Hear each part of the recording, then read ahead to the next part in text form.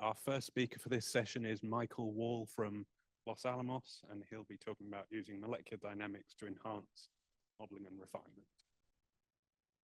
Thanks for the introduction, and thanks for coming to see this talk. So I will be talking about molecular dynamics simulations, in particular the application to X-ray diffraction. And just to get on the same page with where I'm coming from, I'm interested in protein dynamics, in protein crystallography. And the traditional way that we represent dynamics in crystallography is using B factors. And in this picture, we assume that the atoms vibrate about their mean positions. And this gives rise to harmonic motions. And then we use that to describe these limited motions. The problem is that if you just use this model in protein crystallography, you don't really capture everything that's going on.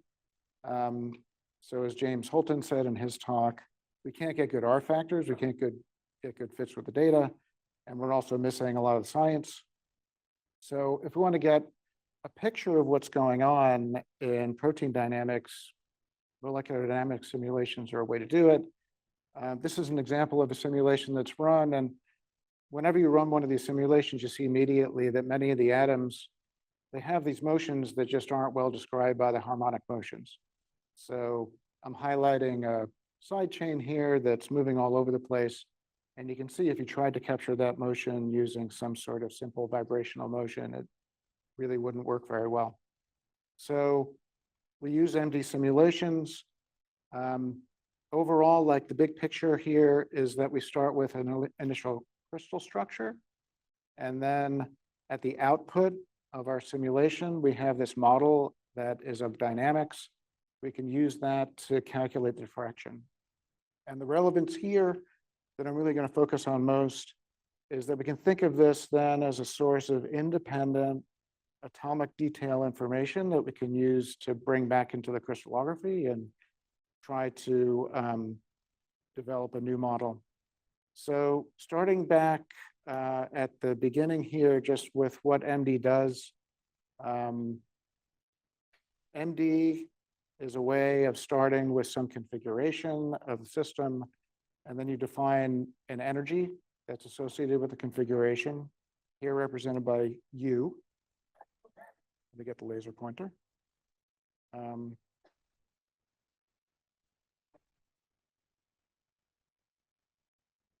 Okay, so this U is a potential energy function of the positions of all the atoms in the system. We know what the atoms' identities are, and that enables us to define this.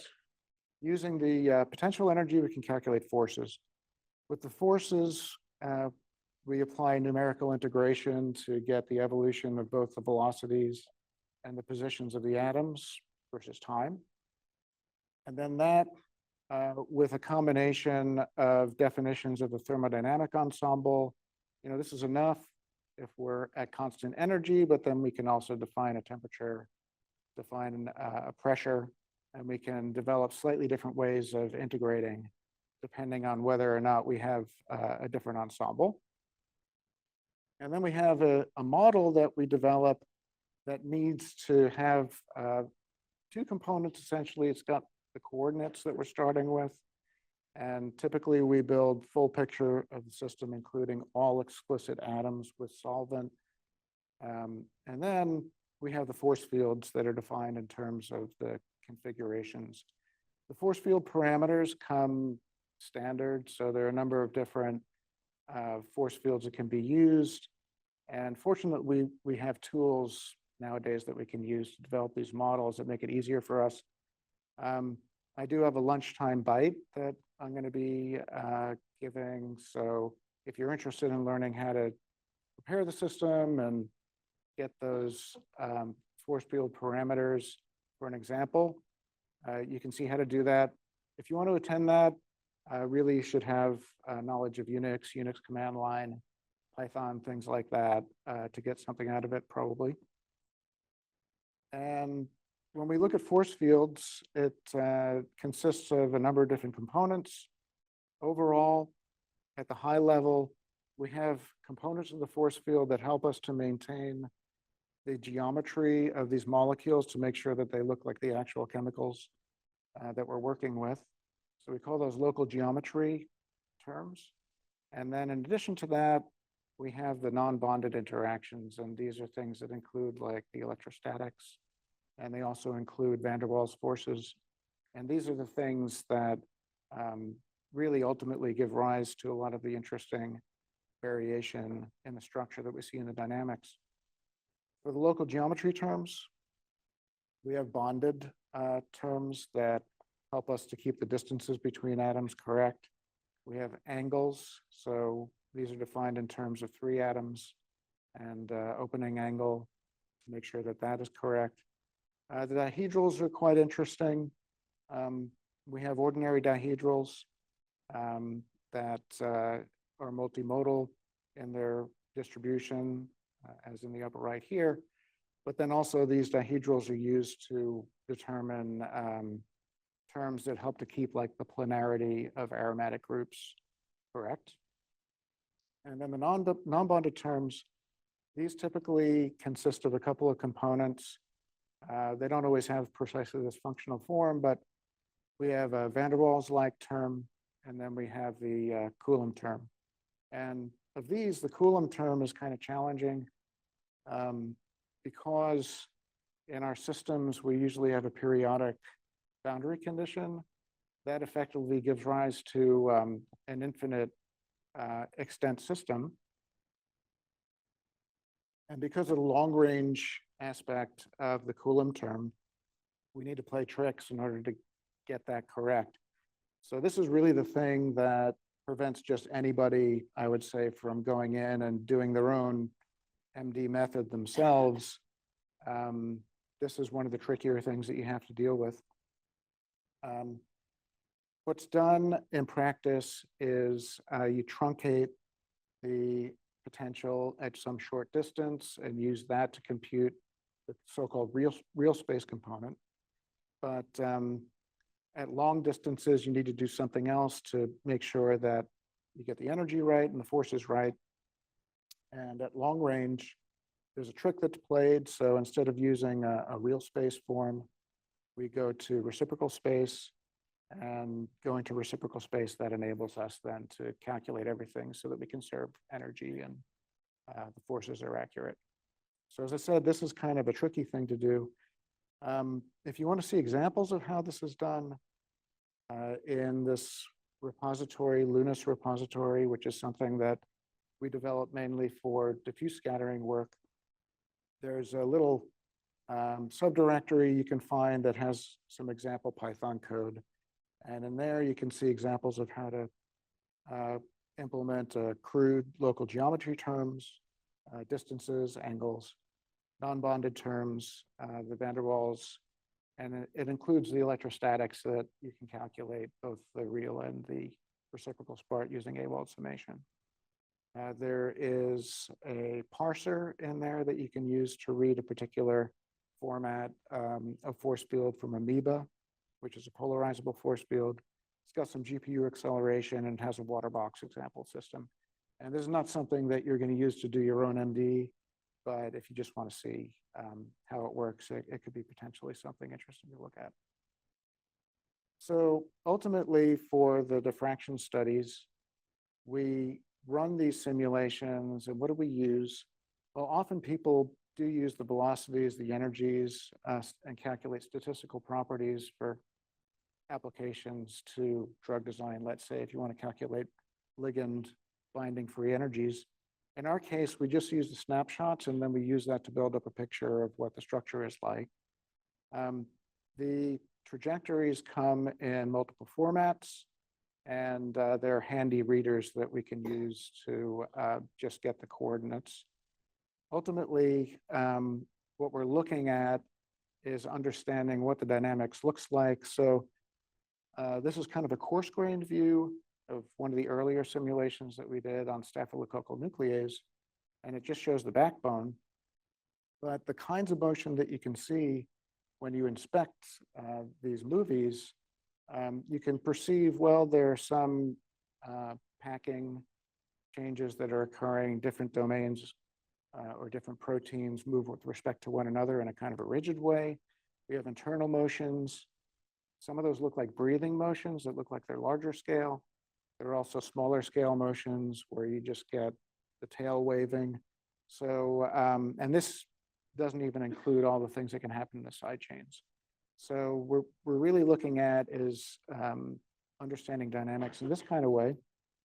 So we have done some analysis of what these motions look like independently of the crystallography. And we do see that we can characterize them, and we can see evidence in these crystalline simulations of different kinds of motions. There has been a lot of talk about what kind of motions actually exist in crystals. In the MD simulations, we see rigid-like motions that might give rise to features in the diffraction pattern that are consistent with vibrations. And then we also see motions that are more internal motions of the protein.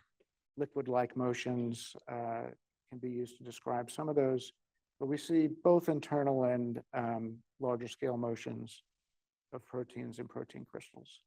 So we think that those are actually really there. When we simulate diffraction, we go back to a theory that starts with the calculation of the structure factor, and we use something called Guinéa's equation.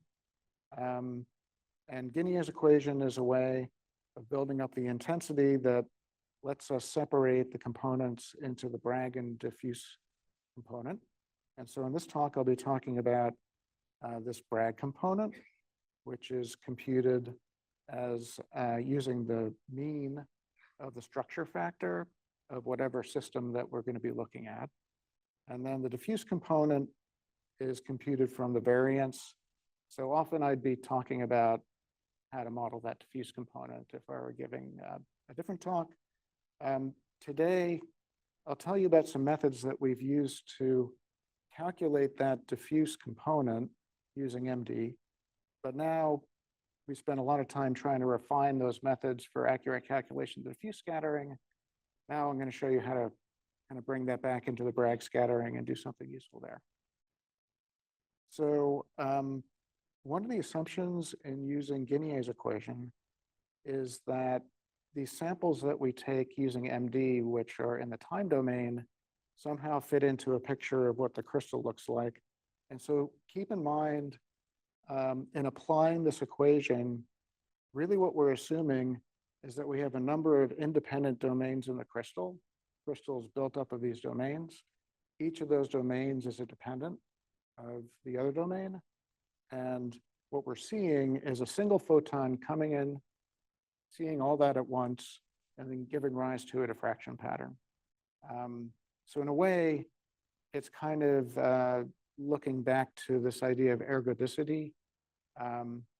If you want to imagine this really working correctly, whatever you're doing in your snapshots, you have to have an ensemble that is similar to the ensemble that you'd actually get in your crystal.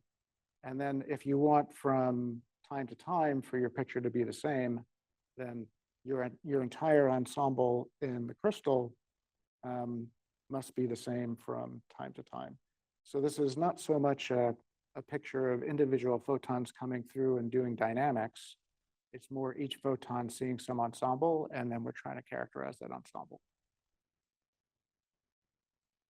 One thing that you can do using these kinds of methods is you can build up supercell models. So not just a single unit cell, but you can stack these unit cells in all directions. And what that enables you to do then, if you compute the predicted intensity from a system like that, is compute intensities at fractional HKLs. And so this is something we take advantage of for the diffuse scattering. And it's also something that could potentially be useful in modeling the Bragg. But what we can also do with these larger systems is, instead of using a calculation where we compute fractional HKLs, we can just fold the intensity back into smaller portions of the system. So if we have, let's say, a 4 by 4 by 4 unit cell system, we can fold all of that back into a 2x2x2 system and compute using increased statistics. For a system of that size, we can fold all the way back to the unit cell and still keep it P1 and get averaging of that extent. And we can even fold everything back into the isometric unit. So this enables us to maybe do a little bit less simulation and get still a picture that has a lot of statistics associated with it.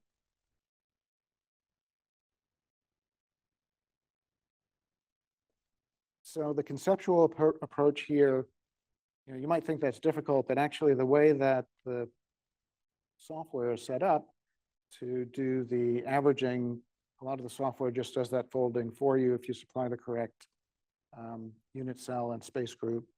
So if you were to use this using CC2PX, for instance, and you could just change your PDB files so that instead of having a full P1 unit cell of a simulation box that we've got for a 2x2x2 system, which would be given by this CRYST1 record here, we could just change that CRYST1 record so that now we have a unit cell that's half as long in each dimension.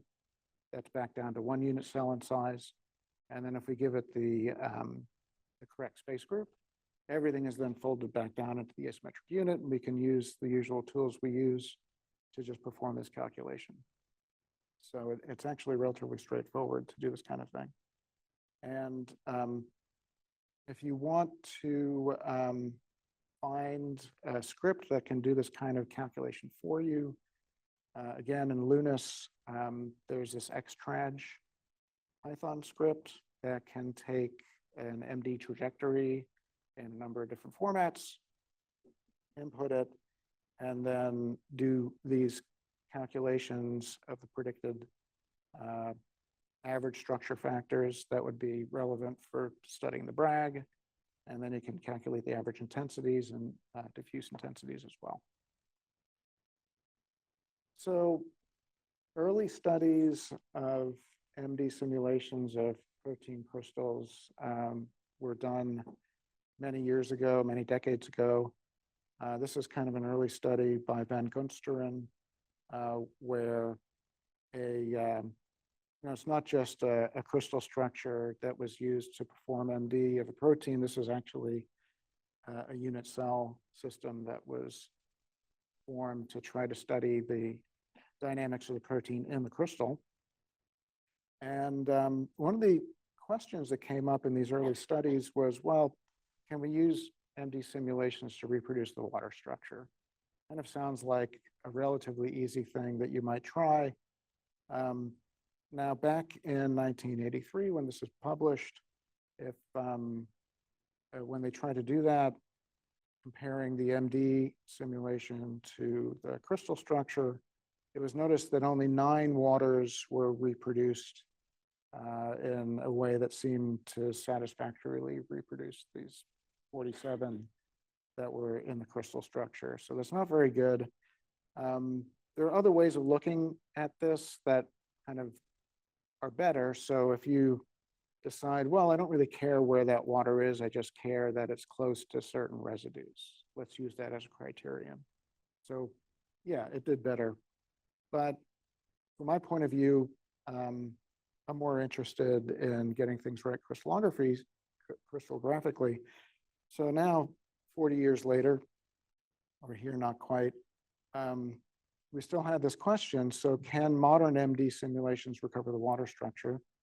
And so this was a study we did with some friends of ours at OpenEye Scientific Software, who were developing some methods for predicting locations of waters around proteins.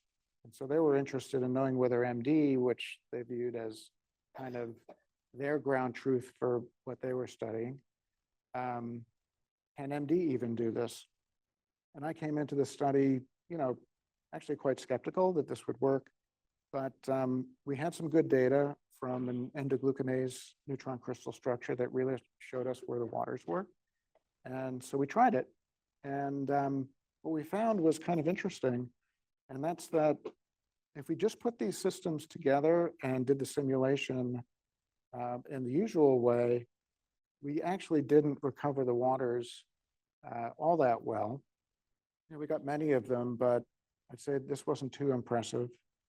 But if we then restrained the protein structure and let the solvent do what it wanted to, we could then come up with a density of the water structure that could then be used to recover the crystalline waters quite well, so that we could achieve more than a 90% hit rate in recovering the waters. So this was quite interesting, and it led eventually to the development of what we now call this MDMX procedure.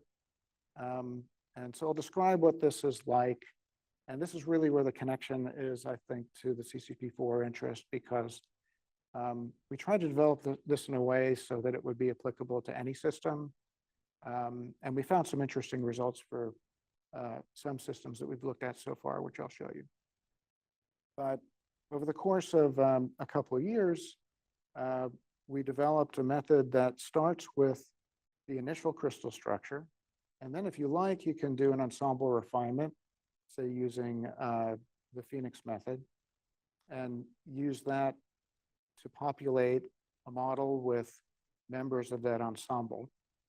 And you build up some sort of sized supercell of the system, perform your MD simulation, and then take some snapshots. Now, there are a couple of things that are interesting in the context of this pipeline that you can do with the snapshots. One is to compute the structure factors directly. And here you can select subsets of your system. So you can either just look at the protein, you can just look at the solvent, and you can put together a picture of these side by side. So that's what's shown on the left-hand side here, is the solvent density and the protein density that you can compute in that way. Another thing you can do is for each of your snapshots, because you have multiple copies of the protein, you can fold all those back into the asymmetric unit and then just see what the variability of your structure is like in the system. And sometimes when you do that, you see interesting things, like you see a clustering of structures that might correspond to some multiconformer model. So using these two pieces of information, you can then, using this density on the left-hand side, and this was kind of the key thing that enabled us to turn this into a pipeline, is that you can treat that MD density as if it were experimental data, and then rebuild your protein model into that density. After that, you can add in the solvent density and then rebuild your water model. So now you have a picture of the system it began with your crystal structure, but now it's really fit into the MD simulation. And the MD gave you this independent information. Now what you can do is take that new model that you developed in that way using the MD, where you've replaced all the waters with the MD waters, and come up with a revised structure by refining that against the experimental data. This is kind of how it works. And in this way, you can then bring in some of the information you learned from these ensembles, where you might have seen multiple conformations, and you can build that into the model as well.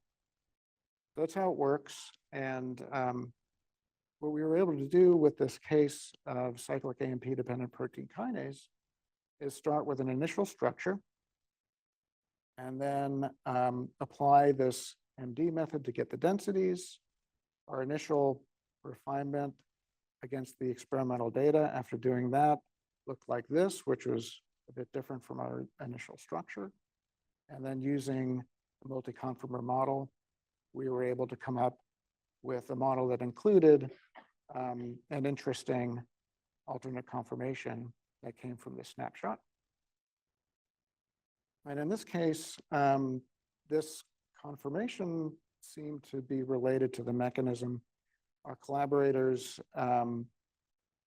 knew from previous studies that a magnesium in the active site would leave as a part of the forward reaction. And what we see in this conformational change in the active site is that There's a side chain change in conformation that's also associated with movement of water, and the distance of coordination to that magnesium changed, suggesting the possibility that the magnesium might leave as a part of the forward reaction. And so that's the kind of thing that one might be able to use this technique for.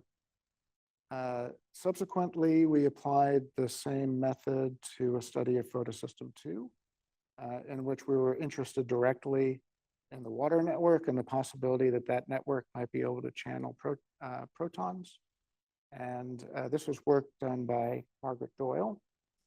She developed a method for including the hydrogen atoms in the density and trying to build not just a picture of where the waters are, but also their orientations to try to understand the network. And so you can read about how that was done to try to understand the photosystem 2 system.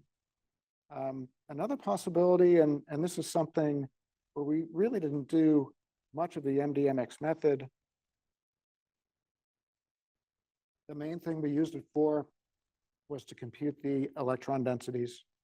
But this is an XFEL study with some mix and inject method that was used to study isocyanide hydratase. In this case, the formation of a thioimidate intermediate was associated with structural changes that had been characterized and gave rise to electron density differences as are shown on the right. On the left-hand side is a result of a couple of simulations that we did. An initial simulation where we had this ASP17 protonated. That was kind of a mistake, actually.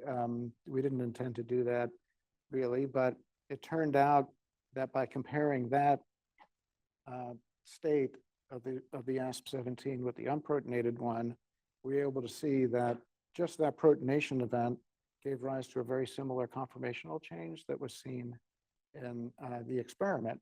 So now we understand that this density change might actually be mostly explained by the protonation of the ASP17. So I would say, looking at all of this, if you were to try to consider using this, this is not available in CCP4. It's kind of a manual pipeline right now. It's not automated.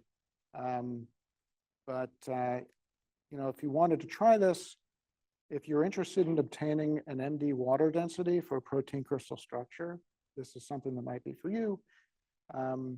If you want to extend your model of ordered waters into regions of weaker density, motivated by what the MD might be telling you, you could try this.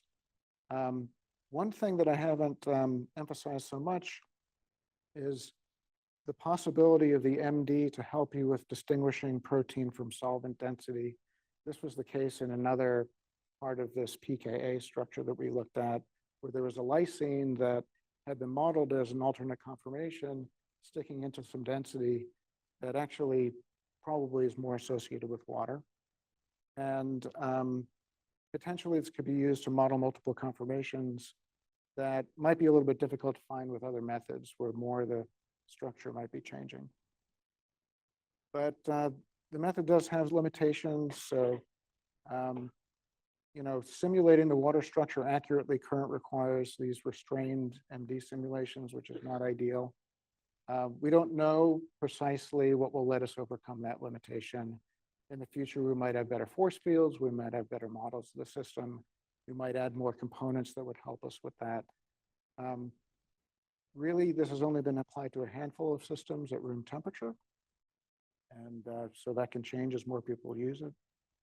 We're currently lacking a rigorous characterization of how much information is really added by this method. So the best way to think about it is you're now coming up with a structure that's consistent both with the MD and with the experimental data. We're only using classical MD. There are no explicit quantum effects. It's not fully automated, and there is an additional computational cost. So I don't really have time to get into the quantum aspects, but right now, the place where we've decided to focus our attention is on adding quantum effects and doing quantum simulations. And Yeah, one of the things that we're most excited about, and this is something that we think we really need crystallography to do, is starting with systems that have correct replacements of all the waters and the protons. We really want to use our structures to simulate chemical reactions. And so we have some fast quantum methods that we're using to try to test hypotheses about how the reactions might be occurring in the crystals and to observe them directly using these quantum methods. And so that's one way that we're potentially extending things. All right, so I want to acknowledge all these people in bold, in particular for the MDMX work, and highlight the contributions of David Weich, who did much of the work, James Fraser, whose involvement was really key for especially a lot of the funding, and then other collaborators here. So thanks for your attention, and yeah, thanks for the opportunity as well.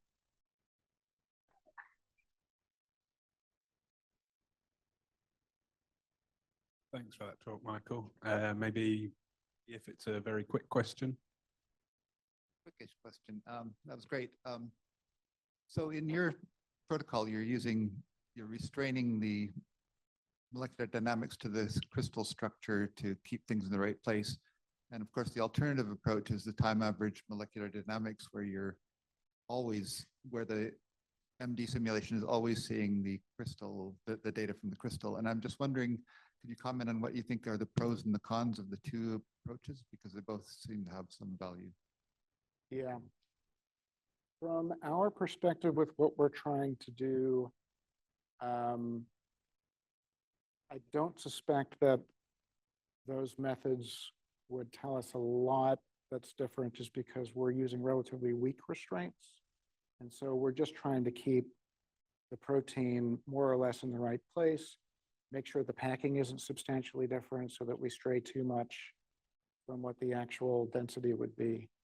I think for other applications, possibly, you could see more of a difference between the way that we're doing it with restraining to the positions, which is a model, versus maybe restraining directly using the structure factors, I guess is the other method that you're talking about. But yeah, obviously it can matter. In our case, I'm not sure it matters so much what we do.